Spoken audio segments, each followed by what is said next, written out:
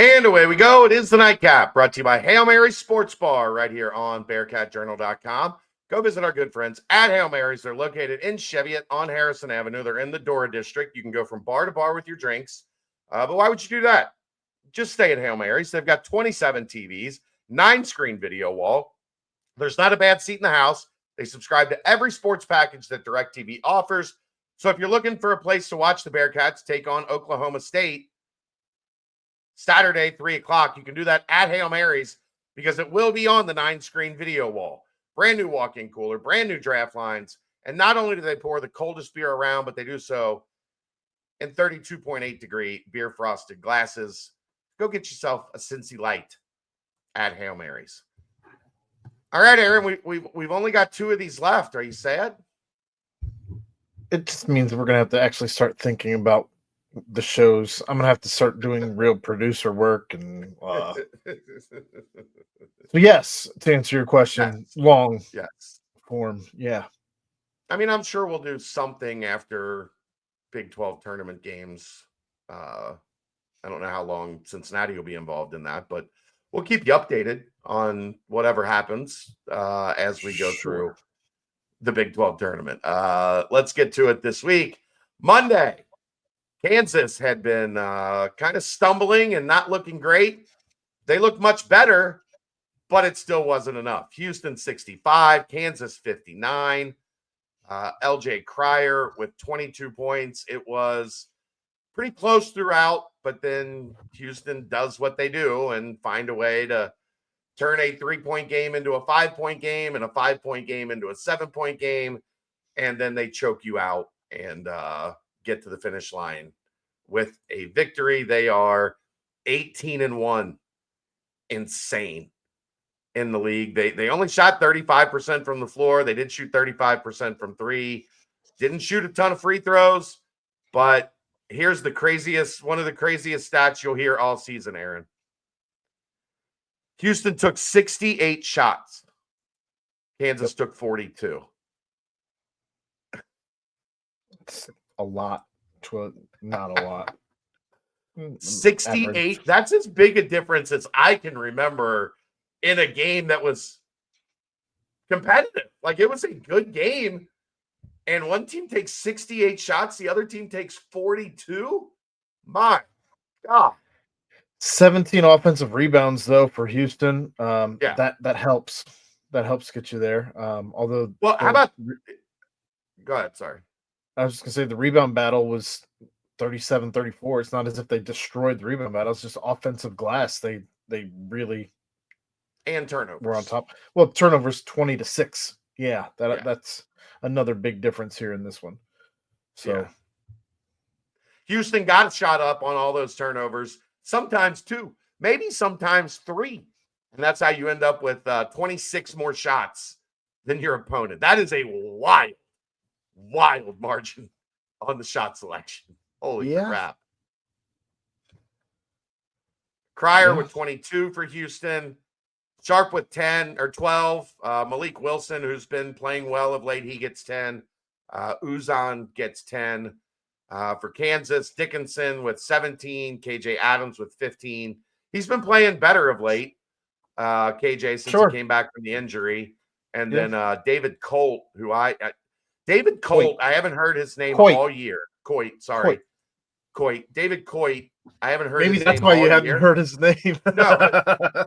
That guy scored 21 points a game last year at his previous school and was like the conference for all first team, and might have been conference player of the year. I was like, who the hell is? I haven't heard of David Coit on Kansas all year, and he played well against Houston, so good for him. 4 of 6 from 3. That'll do it for you. Maybe should have been playing him over. Should have been playing him over AJ Storr all season. Maybe. BYU Iowa State, incredible game. BYU, if you remember when we did this show on Tuesday, BYU 20. Was up 19-20. Yeah. They got up to, I think, 21 or 22.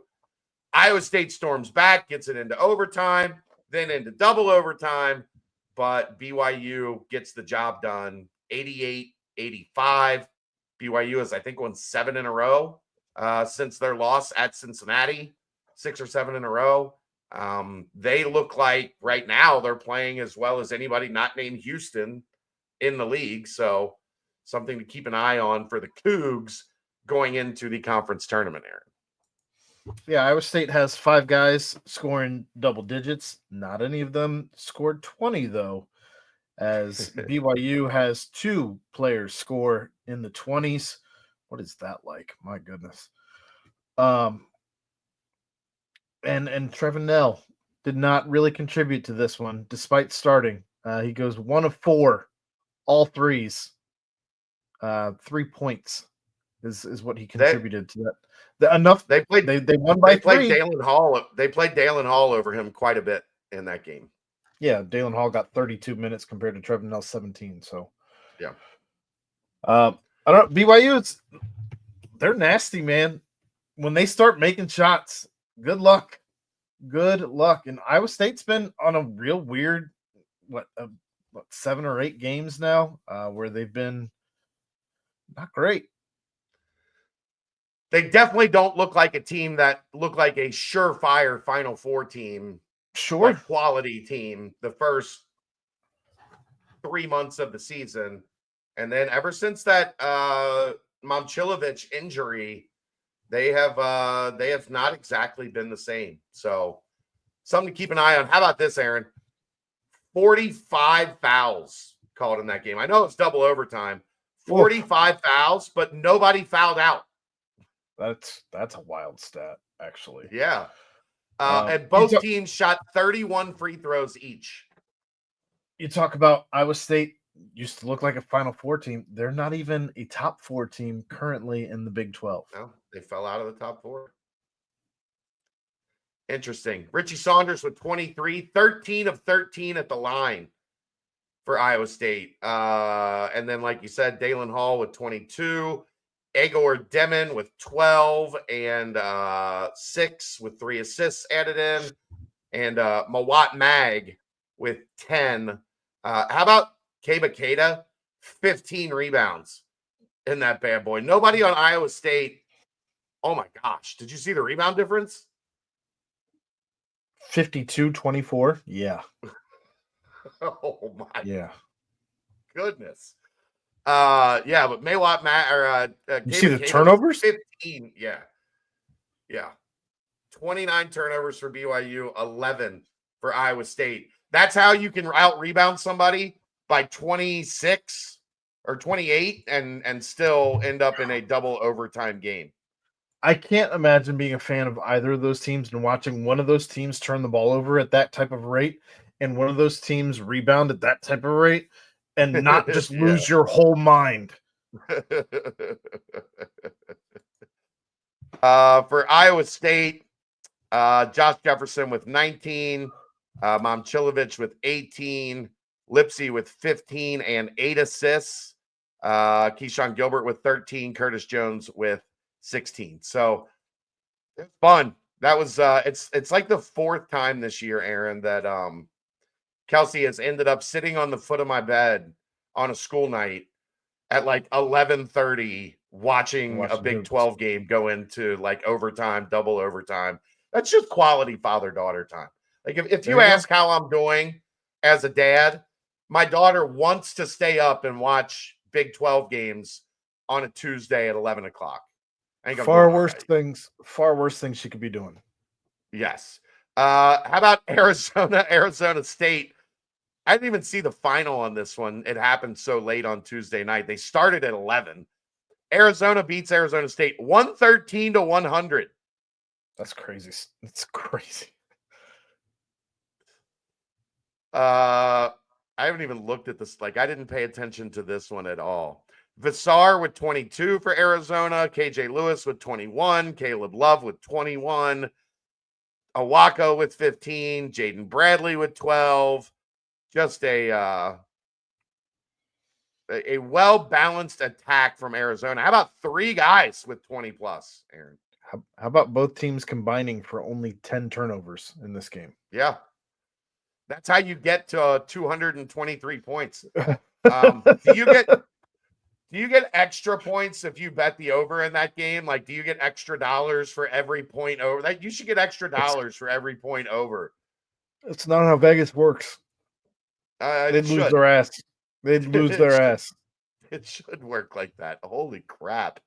For Arizona State, Alston Mason with 33, Jason Sannon with 19, Bashir Jihad with 15, Sean Phillips with 14, Amir Ali with 13. No Jaden Quaintance again for the Sun Devils. So Arizona State 4-15. They spent a boatload of money on that roster. Is Bobby Hurley back? Three, Chad. 3 Arizona Wildcats with 20. Yeah. In regulation. That was not an overtime game. That was a 40-minute game, 113 to 100. Baylor gets back on track, barely 61-58 at TCU. That's a nice win. TCU has not been good on the road. They have been good at home. And Baylor able to get that one across the finish line. Norchad Omier with 19 and 12. VJ Edgecombe with 18 and 7. And Robert Wright with 11 and 7 assists. Only 2 guys in double figures for TCU. Noah Reynolds with 16 and Trezarian White, with 11. Yeah, Baylor's they're figuring it out even without their big. It's now been, I think, 5 or 6 games without Ojinwuna. Oh, yeah. And they're certainly putting some things together. I mean, they did not give up on their season with a guy like Omier and a guy like Edgecombe. They're still impressive. I mean, they're 10-9, but they might have the best 1-2 punch in the league in Omier and Edgecombe. It's not a great group around those two. But if you were telling me I get to pick any duo in the league, I would be tempted to take Omier and Edgecombe. And then West Virginia gets a huge one at Utah. They're in the tournament because they've got some quality wins, but they were sliding down the bracket. And to get that one was pretty necessary for them. They still have a chance to get to 500 as they take down Utah 71-69, and they salvage one game on the dreaded Utah road trip after getting drilled by Baylor over the weekend. They end with UCF at home, 5:00 on Saturday. So that's their chance to get to 10-10. I think they're in the tournament, but it would have been interesting to see where they sat if they had lost this one and, put themselves in a position where they might have finished 8-12. Instead, they've got a chance to finish 10-10. Imagine that, Aaron. You take a game you have to win and you figure out a way to win it. Yeah, nice. I gotta think that Utah might have messed up by playing all their seniors in this one, because no senior played less than 4 minutes. They all played to the first timeout, and you wonder if that might have been the difference in the 2 points, because West Virginia certainly wasn't playing their seniors. That said, West Virginia's been looking all season for guys to score around Javon Small, and you had 3 other guys in double digits in this one in a game that you pretty much had to have to seal the deal. And I think West Virginia is comfortably in at this point. Probably. They've got enough upper level wins on their resume. I wouldn't recommend losing to UCF on Saturday. I wouldn't test it out if I were them. Sure. But I think they should be fine. Small had 18. Amani Hansberry with 12. Joseph Youssefu with 12. And Jonathan Powell with 10.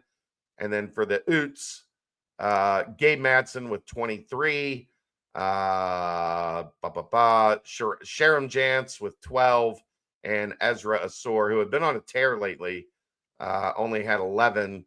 He was 1 of 6 from the floor, but 9 of 11 from the free throw line. It's crazy, Aaron. When you got a guy that can get to the free throw line more than Cincinnati's guards do in 2 weeks in one game.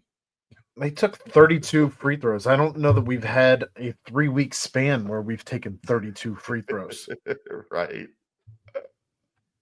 Oh boy. And then on Wednesday, a couple games. Texas Tech 91-75 over Colorado.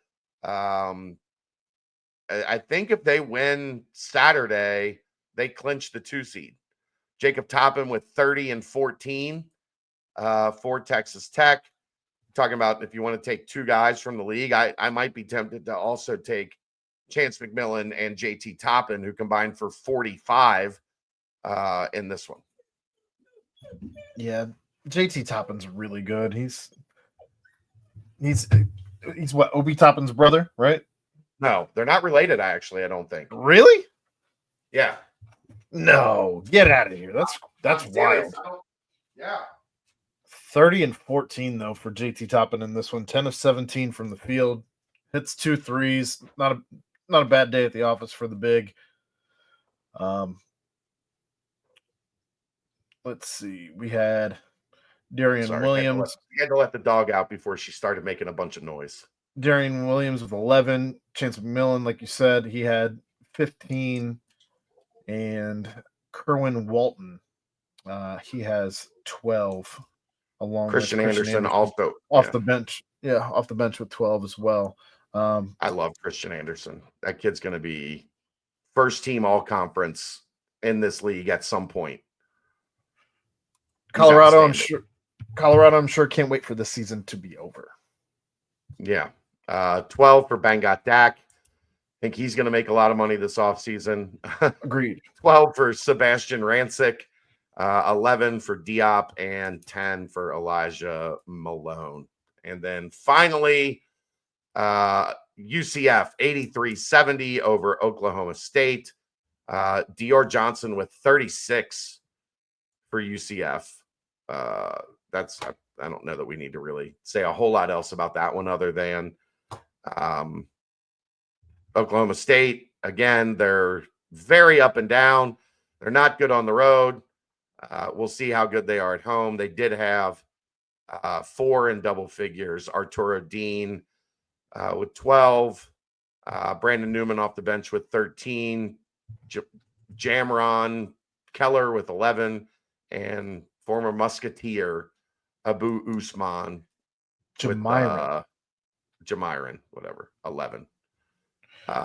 Only 2 nights in double digits. Keyshawn Hall had 18. Darius Johnson had 36. I'll be surprised if Keyshawn Hall's back with UCF next year. In any case, Oklahoma State 0-10 on the road in Big 12 play, to your point, and 6-3 at home. I don't feel great about that. I'm not gonna lie. But there you go. It's gonna wrap it up. No, it's not. Oh, okay. Sorry. We do the thing. Oh yeah, and then I got to do the thing where I talk about Saturday and Sunday. Yeah. Houston at 18-1 in first place all alone. Texas Tech 14-5 tied with Arizona for second place. BYU in fourth, 13-6. That's crazy. Iowa State in fifth at 12-7. Baylor and Kansas tied for sixth at 10-9 each.